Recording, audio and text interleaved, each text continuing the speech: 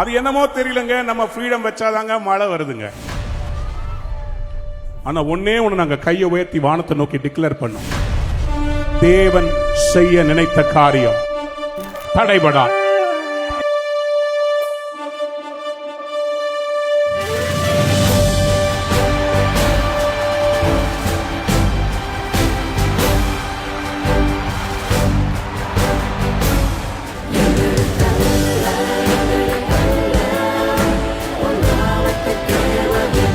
நான் காடோட பிரசன்ஸை ஃபீல் பண்ணேன். என்னோட தாட்ஸ்ல இருந்தெல்லாம் விடுதலை கிடைக்கணும் அப்படின்னு சொல்லி நினைச்சிட்டு இருந்தேன். Feel like very much peaceful now. First time இந்த மாதிரி ஒரு பெரிய மீட்டிங் அட்டெண்ட் பண்ணியிருக்கோம்.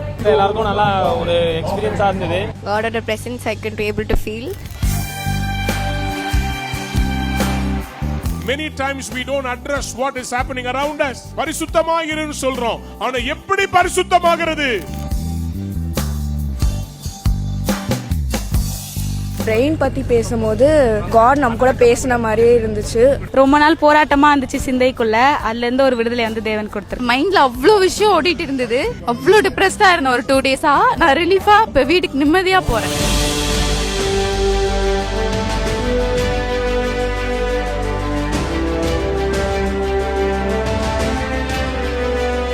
கடவுள் இந்த நாள்ல ஒரு விடுதலை கொடுத்திருக்கிறாரு. கடவுள் என்னை எடுத்து பயன்படுத்துவார்னு விசுவாசிக்கிற ஃப்ரீடம்க்கு அப்புறம்